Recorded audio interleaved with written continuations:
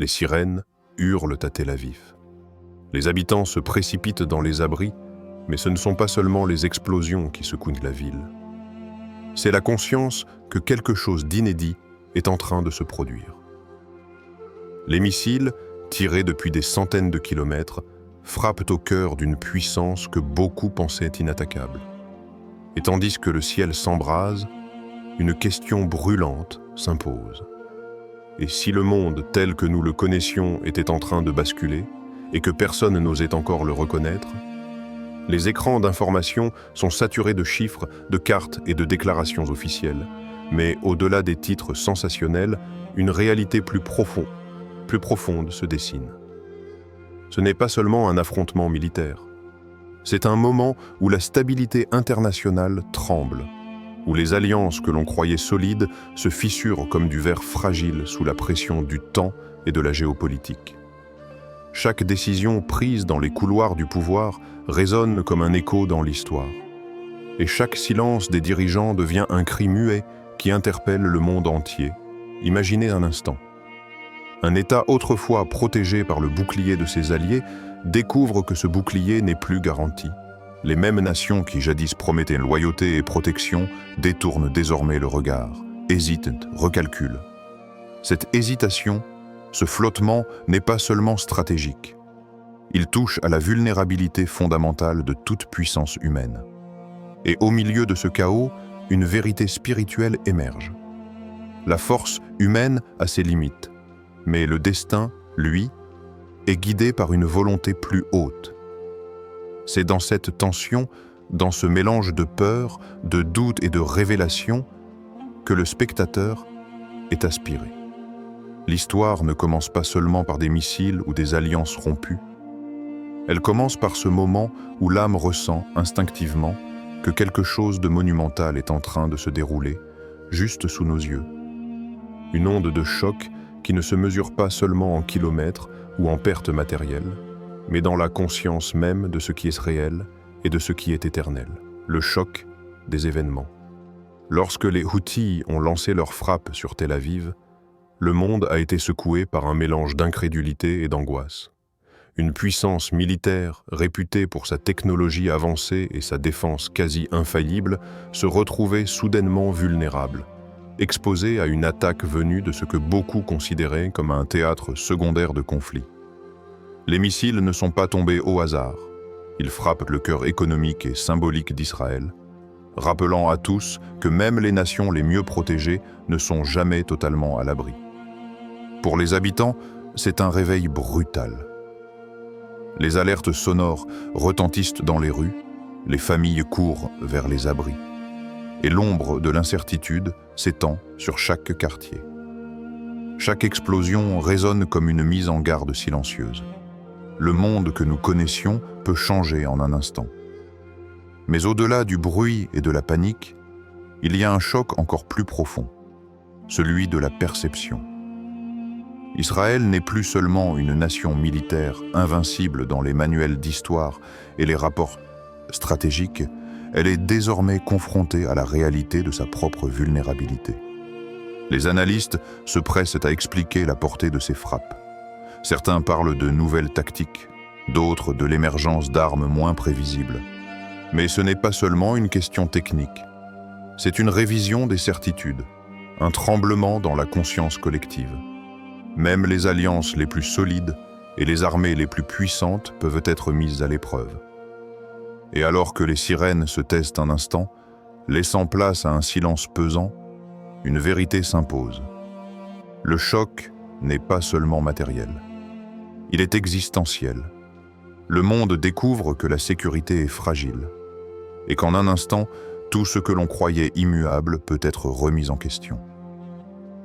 Une nation, une population, un ordre mondial, tous ressentent le vertige de l'imprévisible. Le doute qui s'installe. Il fut un temps où Israël pouvait regarder le ciel sans craindre de perdre l'appui de ses alliés. Les traités, les promesses et les alliances semblaient gravées dans la pierre, immuables. Aujourd'hui, cette certitude s'effrite comme sable entre les doigts. Chaque déclaration politique, Chaque hésitation, chaque silence prend une résonance particulière. Washington, longtemps pilier indiscutable, semble désormais mesurer ses pas, peser ses mots, recalculer ses priorités. L'Europe, fragmentée par ses propres crises internes, peine à parler d'une seule voix. Et même des figures emblématiques, jadis garantes d'un soutien ferme, montrent des signes d'incertitude, de recalibrage stratégique. Ce flottement ne se lit pas seulement dans les médias ou dans les communiqués officiels. Il se ressent dans les couloirs feutrés des ambassades, dans les bureaux où l'on décide du sort des nations. Les alliés hésitent, tergiversent, et ce doute devient palpable. Pour Israël, cette incertitude est plus inquiétante que n'importe quel missile. Elle ébranle la perception même de la sécurité. Le pays commence à se demander si le filet de protection qui l'entourait depuis des décennies est en train de se transformer en mirage. Et dans ce vide, laissé par l'indécision, un sentiment plus subtil s'installe, la peur de la solitude stratégique. Chaque mouvement de l'adversaire, chaque silence diplomatique résonne comme un avertissement. La confiance, jadis inébranlable, se fragmente.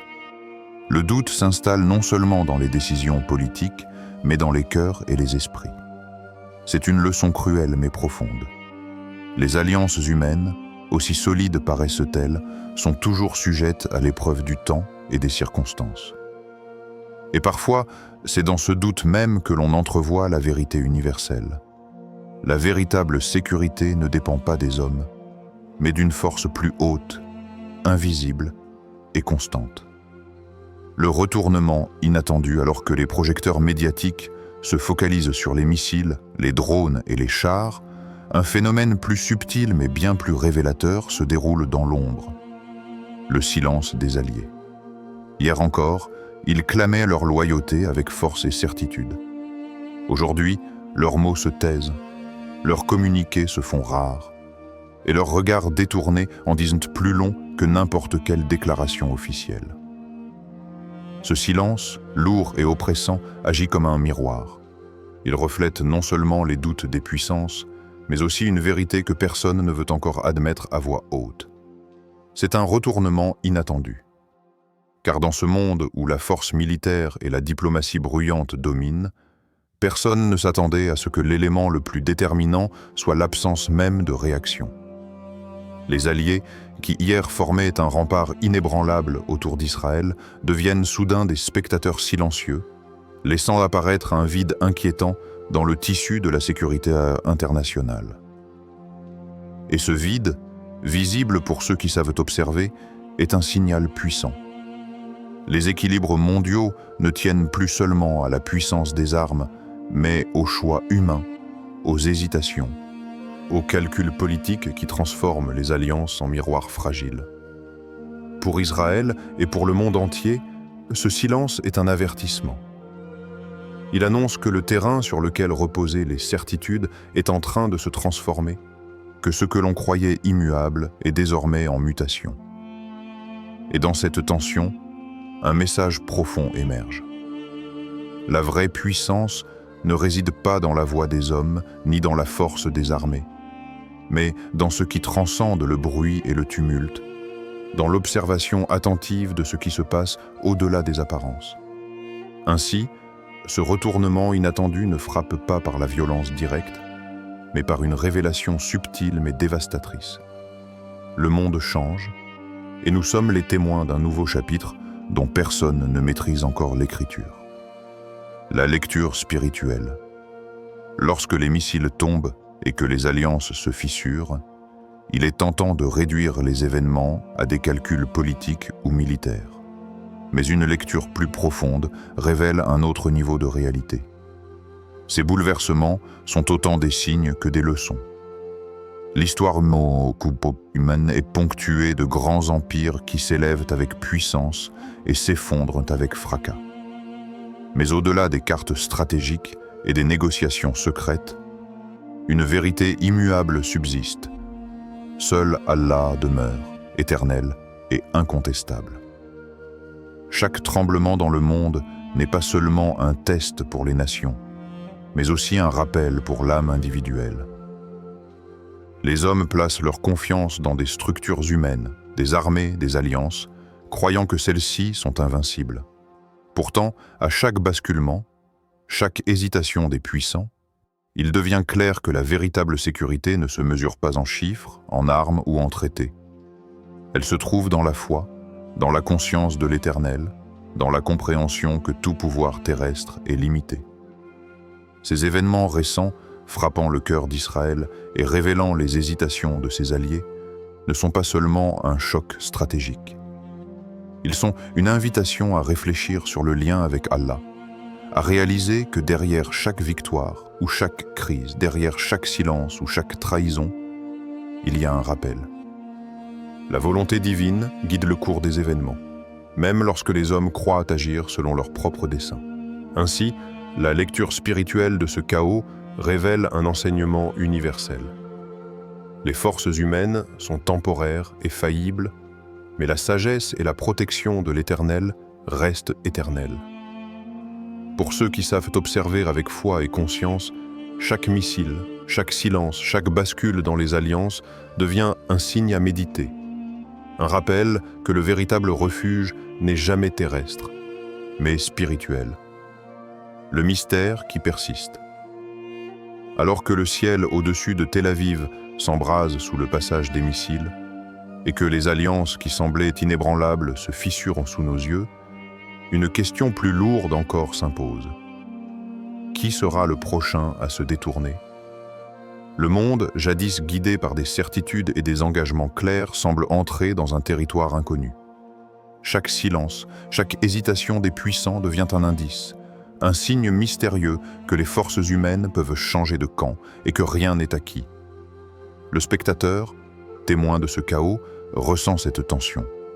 Elle n'est pas seulement géopolitique, elle est existentielle. Quand les masques tombent, quand les promesses sont trahies ou réévaluées, c'est la réalité même de notre monde qui vacille. Les alliances, qui paraissaient éternelles, montrent leur fragilité, et chaque décision politique devient un mouvement sur un échiquier immense dont les règles ne sont plus claires. Mais le véritable mystère n'est pas seulement qui se détournera ensuite, mais pourquoi. Pourquoi certains alliés choisissent le silence? Pourquoi certains pays recalculent leur position au moment même où la tension atteint son paroxysme? Et au cœur de ce mystère, il y a une vérité plus profonde. Les événements visibles ne sont que la surface. Ce qui guide le cours des nations dépasse la stratégie et les armes et touche aux forces invisibles qui régissent l'histoire et le destin humain. Pour ceux qui observent avec conscience, ce moment devient un test de vigilance et de discernement. Le monde peut changer en un instant, mais le mystère, lui, reste entier. Il nous invite à réfléchir, à rester attentifs et à chercher la lumière dans le chaos. Car dans l'incertitude, dans ce vide laissé par les alliances brisées et les décisions suspendues, une seule constante demeure. La nécessité de tourner nos cœurs vers ce qui transcende l'imprévisible, vers la guidance divine. Conclusion impactante. Alors que les missiles retombent, que les alliances se fissurent et que le monde semble vaciller sur son axe, une vérité profonde émerge. Malgré le bruit des armes, les calculs politiques et les cris des dirigeants, l'histoire n'est jamais réellement entre les mains des puissants. Chaque événement, chaque retournement, chaque silence stratégique n'est que la surface d'un plan plus vaste, invisible, orchestré par celui qui contrôle le destin. Les empires peuvent s'élever et tomber, les nations peuvent trahir ou hésiter, mais le fil du destin reste guidé par une volonté supérieure, que ni le pouvoir ni la peur ne peuvent rencontrer. Ces nouvelles ne sont pas seulement des flashs d'informations ou des sujets d'inquiétude pour l'opinion publique. Elles sont des signes, des invitations à la réflexion et à l'éveil spirituel. Dans le chaos apparent, il y a un appel à se tourner vers l'essentiel, à observer au-delà des apparences, à comprendre que la vraie sécurité ne se mesure pas en armée, en missiles ou en alliances humaines. Le refuge véritable, celui qui ne vacille jamais, se trouve dans la foi, dans la conscience de l'Éternel, dans la relation intime avec Allah qui dépasse toute certitude terrestre. Chaque hésitation des alliés, chaque silence des puissants, chaque bascule dans le monde politique devient ainsi une leçon. Elle nous rappelle que ce qui est durable n'est pas la force matérielle, mais la spiritualité, la vigilance intérieure et la confiance en celui qui connaît ce que les hommes ignorent. Le spectateur, confronté à ces révélations, est invité à se questionner. Où place-t-il sa confiance? Dans les constructions humaines, fragiles et temporaires, ou dans la guidance de l'Éternel, constante et éternelle? Car dans ce tumulte, une certitude demeure. Le vrai refuge n'est ni sur terre ni dans les alliances des hommes. Il est dans la foi, dans l'intime conscience du Créateur, et dans la force spirituelle qui transcende toute incertitude. Et c'est là que réside la lumière, même au cœur du chaos le plus sombre.